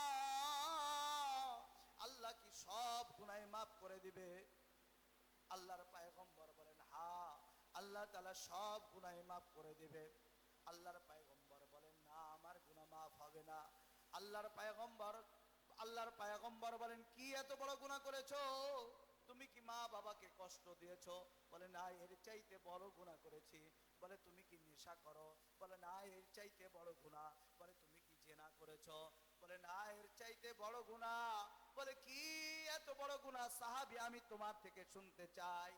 সাহাবী বলে ইয়া রাসূলুল্লাহ, ইয়া হাবিবাল্লাহ, আমি যখন সফরে যাইতেছিলাম, বাণিজ্যে যাইতেছিলাম, এমন অবস্থায় আমার বিবিরে আমি ওসিয়ত করে গেলাম, বিবিরে যদি ছেলে সন্তান জন্মগ্রহণ করে তাহলে তাকে সসম্মানে লালন পালন করবি, আর যদি মেয়ে সন্তান জন্মগ্রহণ করে তাহলে জীবিত অবস্থায় তাকে দাফন করে দিবি। আমি এরকম ভাবে বিবিরে ওসিয়ত করে যখন বাণিজ্য চলে গেলাম, 1 বছর নয়, 2 বছর নয়, 3 বছর নয়, কিতাবের মধ্যে লেখা হয় 4 থেকে 5 বছর পরে যখন বাণিজ্য থেকে ফিরে এসে গেটের ভিতরে পূর্ণিমার চাঁদের মতো একটা সন্তান দেখতে পায়, মেয়ে সন্তান দেখতে পায়, চেহারা নিজের মতোই মনে হয়। তার অন্তরে এখন তো আরো ভয়, মনে হয় আমার কন্যা জীবিত হয়েছে আর তাকে এখন পর্যন্ত জীবিত রাখছে। এমন অবস্থায় আল্লাহর বান্দা ঘরের ভিতরে প্রবেশ করেছে। বলে ইয়া রাসূলুল্লাহ, ইয়া হাবিবাল্লাহ, আমি ঘরের ভিতরে প্রবেশ করলাম, আমার বিবিকে জিজ্ঞাসা করলাম, বিবির এই বাচ্চাটা কার? বিবি বলে স্বামী গো, এই বাচ্চাটা তো আপনার। আপনার চেহারা, আপনার সুশ্রী চেহারার মতোই যখন তার চেহারা, তার নাম রেখেছি জামিলা। ও মুসলমান ভাইরা আমার, জামিলা শব্দের অর্থ হলো সুন্দরী। মুসলমান ভাইরা আমার, কিতাবের মধ্যে লেখা হয় জামিলা হযরতে দাইহাতুল কলব, তিনার চেহারাও ছিল সুন্দর চেহারা ছিল। হযরতে জিবরাইল আলাইহিস সালাম মাঝে মাঝে দাইহাতুল কলবের আকৃতি নিয়ে মুহাম্মদ সাল্লাল্লাহু আলাইহি ওয়াসাল্লামের দরবারে উপস্থিত হইতেন। চিৎকার দিয়ে বলেন আল্লাহু আকবার। মুসলমান ভাইরা আমার, কিতাবের মধ্যে লেখা হয় দাইহাতুল কলব তখনও মুসলমান হন নাই। বিবিরে বলেন, বিবিরে এই বাচ্চাটা এতদিন পর্যন্ত জীবিত রেখেছো কেন? বলে যে আপনার চেহারা, তাই আমি জীবিত রেখেছি। বলে যে তাকে আগামীকাল সকালে সুন্দর করে গোসল করাবে, সুন্দর করে জামা কাপড় পরায় দিবা, সুন্দর করে খাবার খাওয়ায় দিবা, তাকে আমি আমার সাথে নিয়ে সফরে চলে যাব। ও মুসলমান ভাইরা আমার, মা তো জানতো মেয়েটাকে কোন সফরে নিয়ে যাওয়া হবে। পরের দিন সকালে মা জামিলার সুন্দর করে গোসল করাইছেন, নতুন পোশাক পরিধান করাই দিয়েছেন, জামিলার সুন্দর করে মুখে খাবার উঠাইয়া দেন আর চোখের পানি ছেড়ে দেন। জামিলা ছোট মানুষ বুঝে না, মারে ডাক দিয়া বলেন, মা গো মা, তুমি তো কোনো সময় এমন করে কাঁদো না মা, আমারে খাবার খাওয়াও আবার কাঁদো কেন? মা বলে, তুমি অনেক দিন পর্যন্ত আমার কাছে ছিলে, তোমার বাবা তো আজকে তোমাকে নিয়ে ঘুরতে সফরে যাইতেছে, এই জন্য আমার কাছে থাকবা না, তাই আমি কাঁদতেছি। ও মুসলমান ভাইরা আমার, কিতাবের মধ্যে লেখা হয় জামিলাকে পরের দিন সকালে যখন খাবার খাওয়া মা থেকে বিদায় নিয়া বাবা হাতের ভিতরে বেলচা অথবা কোদাল নিয়ে যখন যাইতেছিলেন, যাওয়ার পরে আস্তে আস্তে চলে যান মরুভূমির ভিতরে, পাহাড়ের নিকটে যান, একটা গর্ত করতেছিলেন। জামিলা যখন ডাক দেয়া বলে, বাবা গো এই গর্তে কি হবে? বলে, তুমি পরে বুঝতে পারবা, তুমি এই কাছে গিয়ে তুমি পাশে খেলা করো। জামিলা খেলা করে, ছোট মানুষ বুঝে না। গর্ত আস্তে আস্তে আস্তে আস্তে বড় হয়, যখন গর্তটা অনেক গভীর হয়ে যায়, জামিলারে ডাক দিয়া বাবায় ডাক দেয়, ডাক দিয়া বলে, মা জামিলা আয় আয় আয়, দেখ গর্তের ভিতরে কি জানি দেখা যায়। জামিলা উপর থেকে গর্তের দিকে তাকায় আর বলে, বাবা গো কই কই কই, কিছুই তো দেখা যায় না। ইয়া রাসূলুল্লাহ, ইয়া হাবিবাল্লাহ, আমি এমন অবস্থায় জামিলার পিছন থেকে ধাক্কা দিয়া আমি যখন ওই গর্তের ভিতরে ফেলে দিলাম, জামিলা চিৎকার দিয়া ডাকে, ও বাবা, আমি তো জানতাম না তুমি আমার আজরাইল হবা বাবা, তাহলে মায়ের কাছে তোমার কথা বলতাম না বাবা। বাবা আমারে উঠাইয়া দাও রে বাবা, আমি ভিন্ন কোন দোষে গিয়া ভিক্ষা করে খাইব, তোমাকে আর বাবা বলে ডাকবো না। ইয়া রাসূলুল্লাহ, ইয়া হাবিবাল্লাহ, আমার মেয়ে জামিলা হাতটা উঁচা করে ডাকতেছিল আর বলতেছিল, তোমার মতো নিষ্ঠুর বাবা হয় না, তোমার মতো নিষ্ঠুর বাবা হয় না। ইয়া রাসূলুল্লাহ, ইয়া হাবিবাল্লাহ, রাত্রি যখন গভীর হয় আমার স্ত্রী ঘুমাইতে পারে না, পাশ ফিরে চোখের পানি ছেড়ে দিয়ে কাঁদে, আর আমার চোখটা যখন একটু ঘুমার তন্দ্রা আসে, আমি দেখতে পাই আমার মেয়ে জামিলা ডাক দিয়ে হাতটা উচ্চাদ ও এরকম ভাবে উত্তোলন করে বলে, তোমার মতো নিষ্ঠুর বাবা হয় না, তোমার মতো কাফের বাবা হয় না, তোমার মতো এরকম নিষ্ঠুর বাবা হয় না। ইয়া রাসূলুল্লাহ, ইয়া হাবিবাল্লাহ, আমার দুনিয়ার সব গুনাহ মাফ হইল, আমার এই গুনাহ মাফ হবে না। আমি জামিলাকে নিজ হাতে উপর থেকে বেলচা দিয়া মাটি দিয়া আমি জামিলাকে ওখানে গর্তের ভিতরে পুঁতে জীবিত অবস্থায় তাকে আমি পুঁতে দিয়েছি। ইয়া রাসূলুল্লাহ, রাত্রি গভীর হয়, আমার কখনো ঘুম হয় না, আমি ওই জামিলার আওয়াজ শুনতে পাই, ইয়া রাসূলুল্লাহ সব গুনাহ মাফ হইল, আমার এই গুনাহ মাফ হবে না। আল্লাহর পয়গম্বর সাহাবী দাআতুল কলব ডাক দিয়ে বলে, ও দাইআ, তুমি যখন গুনাহ করেছিলে তখন তুমি তো মুসলমান ছিলে না, তুমি এখন মুসলমান হয়েছ যখন তুমি পড়েছ লা ইলাহা ইল্লাল্লাহু মুহাম্মাদুর রাসূলুল্লাহ সাল্লাল্লাহু আলাইহি ওয়াসাল্লাম। আল্লাহর পয়গম্বর বলেন, তুমি এখন মুসলমান হয়েছ, তোমার পিছনের সমস্ত গুনাহ খাতাগুলি মাফ হয়ে গেছে। চিৎকার দিয়ে বলেন না সুবহানাল্লাহ। আজ হতে ১৫০০ বছর আগে এই সমাজের বুকে কোথায় আল্লাহর নাম ছিল না কোন মানুষের মুখে গো, কোন মানুষের মুখে। খুন ধর্ষণ রাহাজানি আর সন্ত্রাসী কারবারি ভোগ্যপণ্য ছিল সেথায় সমাজের যত নারী। জীবিত কন্যা পুতিয়া রাখিত, জীবিত কন্যা পুতিয়া রাখিত, তাদের ঘরে অনেক মায়েরা কিছু বলিতে পারিত না, ভাসিত মায়া জালে, মায়েরা কিছু বলিতে পারিত না, কাঁদিত মায়া জালে। এমন সময় বিশ্ব নবীজি এলেন ধারার বুকে, সব বেদনা ভুলিয়া মানুষ পড়িল কালিমা মুখে, লা ইলাহা ইল্লাল্লাহ, লা ইলাহা ইল্লাল্লাহু মুহাম্মাদুর রাসূলুল্লাহ। খোদার কসম করে বলছি, আল্লাহর পয়গম্বর এই জমিনে আসার পরে সমস্ত চিন্তায় রাজানি লুটতচারী জেনা, ব্যভিচার, জীবিত কন্যা পুঁতে রাখা সব বন্ধ হয়ে গিয়েছিল। ও মুসলমান ভাইরা আমার, আবার ওই খুন, ধর্ষণ, রাহাজানি শুরু হয়েছে কিনা জোরে বলেন কথা ঠিক কিনা? রাস্তাঘাটে ছিনতাই হয়, মিথ্যা মামলা হয়, মিথ্যা সাক্ষী দেয়, মিথ্যা আজকে এরকম ভাবে মিথ্যার রায় হয়, জোরে বলেন কথা ঠিক কিনা? বুঝতে হবে যে মিথ্যার সাথে জড়িত সে কখনো মুসলমান হইতে পারে না।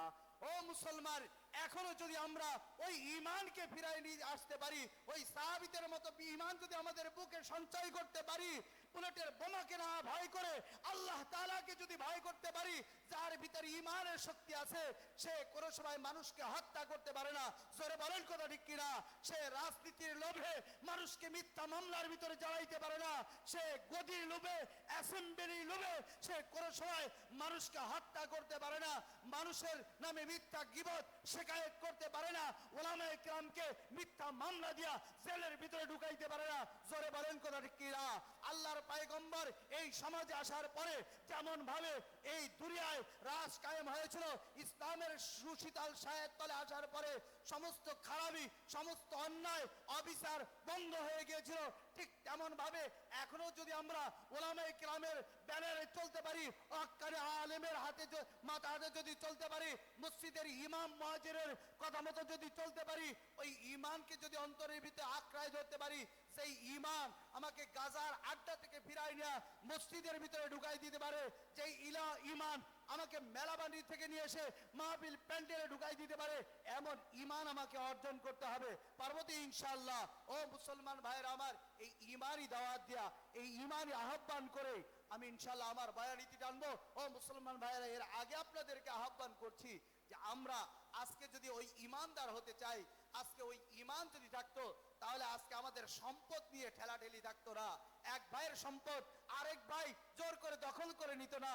যদি ওই ঈমানই শক্তি থাকতো, একজনের ফারায়েজ নষ্ট করে দিয়ে আরেকজন নিজের এরকম ক্ষেতের আর লম্বা হয়ে যাইতো না, জোরে বলেন কথা ঠিক কিনা? আজকে আমাদের ঈমানের অভাব, সব জায়গায় ঈমানের অভাব। যদি ঈমান থাকে, যদি আমরা পরিপূর্ণ ঈমানদার হতে পারি, তাহলে এই কোরআনের আইনে রাষ্ট্র চলবে।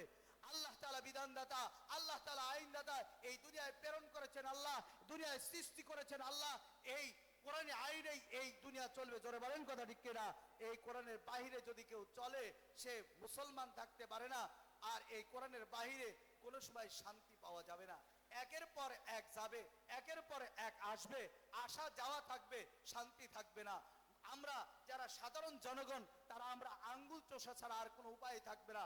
এই জন্য আমরা যদি আমাদের ঈমানকে নবায়ন করতে পারি, ঈমানকে যদি আমরা তরুতাজা করতে পারি, সমস্ত বিপদ বালা মুসিবত থেকে হেফাজত করবেন কে বলেন? আল্লাহ। ওই আল্লাহ তাআলা যেমন সাহাবায়ে কেরামকে হেফাজত করেছেন, নবী আলীকে যেমন হেফাজত করেছেন, উলামায়ে কেরামকে এখনো যেমন হেফাজত করেন, আমাকে আপনাকেও হেফাজত করবেন। ওই ঈমানটা কামেল করি, অল্প অল্প আমল করলে নাজাতের জন্য যথেষ্ট হয়ে যাবে। আল্লাহর পয়গম্বর ওই ব্যক্তির জন্যই বলেছেন, মান ক্বালা লা ইলাহা ইল্লাল্লাহ দাখালাল জান্নাহ। আল্লাহ তাআলা কালামে হাকিমের মধ্যে বলছেন, আমানু কামা আমানান নাস, তোমরা ঈমান আনয়ন করো ওই সমস্ত লোকের মতো, যেই সমস্ত লোকের কথা আমি বললাম। সাহাবায়ে কেরামের মতো যদি আমরা ঈমানদার হতে পারি, তাহলে আমরা দুনিয়াতেও শান্তিতে থাকতে পারবো, আখিরাতেও আমাদের জন্য আল্লাহ তাআলা বিরাট ভান্ডার জান্নাত আমাদের জন্য ওয়াজিব করে দিবেন। আল্লাহ তাআলা আমাদেরকে জেনে বুঝে যা কিছু শুনলাম, আল্লাহ তাআলা আমাদেরকে মানার জন্য সুনসিব আর তৌফিক এনায়েত করুন। ওয়া আখিরি দাওয়ানা আনিল হামদুলিল্লাহি রাব্বিল আলামিন। আসসালামু আলাইকুম ওয়া রাহমাতুল্লাহি ওয়া বারাকাতুহু।